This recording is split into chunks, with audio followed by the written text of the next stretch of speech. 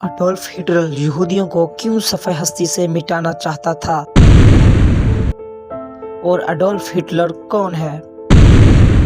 जिसने अभी तक हमारे चैनल को सब्सक्राइब नहीं किया तो सबसे पहले हमारे चैनल को सब्सक्राइब करें और साथ में दिए गए बेल आइकन को भी ज़रूर दबाएं ताकि हमारी आने वाली नई वीडियो आप तक सबसे पहले पहुंच सके। तो बिना वेट किए हम चलते हैं अपनी वीडियो की तरफ। दोस्तों, इस वक्त हमारी पूरी दुनिया में यहूदी धर्म के मानने वाले लोगों का सिर्फ एक ही मुल्क मौजूद है जिसको हम सब लोग इसराइल के नाम से जानते हैं। आज के दौर में यहूदियों के इस अकलौते मुल्क यानी इसराइल को दुनिया के सबसे ताकतवर मुल्कों में से एक मुल्क माना जाता है। लेकिन दोस्तों, क्या आप लोगों ने कभी सोचा कि 1948 में बनने वाले यहूदियों के इस इकलौते मुल्क से पहले हमारी दुनिया में रहने वाले सभी यहूदियों का क्या हाल था?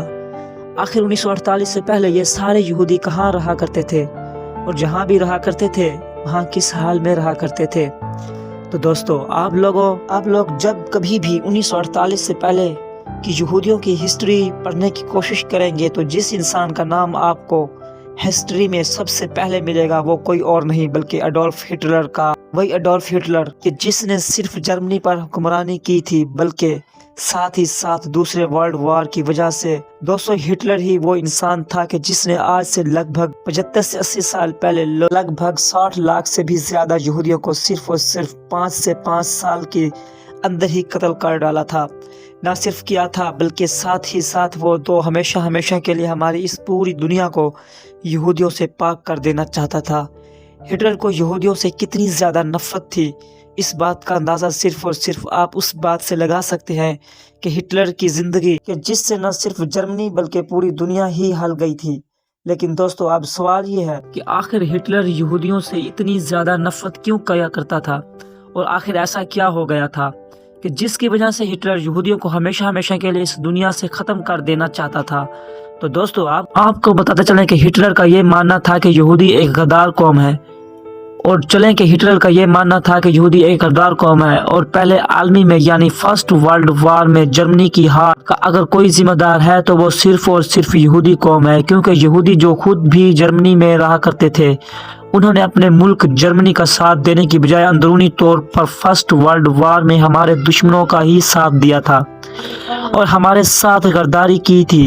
इसके अलावा हिटलर का यह भी मानना था कि पूरी दुनिया में जर्मन ही वो अकलौती कौम है कि जो पूरी दुनिया पर हुकूमत करने की असली हकदार है और माहौल को सही रखने के लिए ज़रूरी है कि हम गुलाम और निचली कौमों को ख़त्म कर दें, क्योंकि ये इंसान की तरक्की में रुकावट बनती है। क्योंकि दोस्तों, इस दौर में यहूदी भी बहुत ज़्यादा गरीब हुआ करते थे जिसकी वजह से हिटलर इस पूरी कौम भी घटिया और गुलाम कौम समझा करता था। इन तमाम चीज़ों के साथ साथ नफरत की एक वजह यह भी थी क्योंकि हिटलर मज़हब से ईसाई था और एक ईसाई होने के नाते वो यहूदियों से नफरत किया करता था।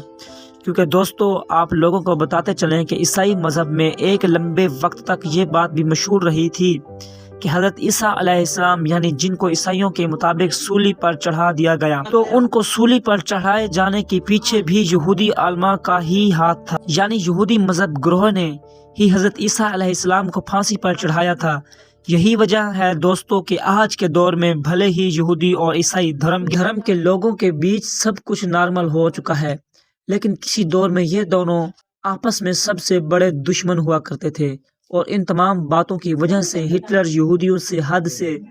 बेहद से ज़्यादा नफरत किया करता था। और इसी नफरत की वजह से ये थी कि जैसे ही हिटलर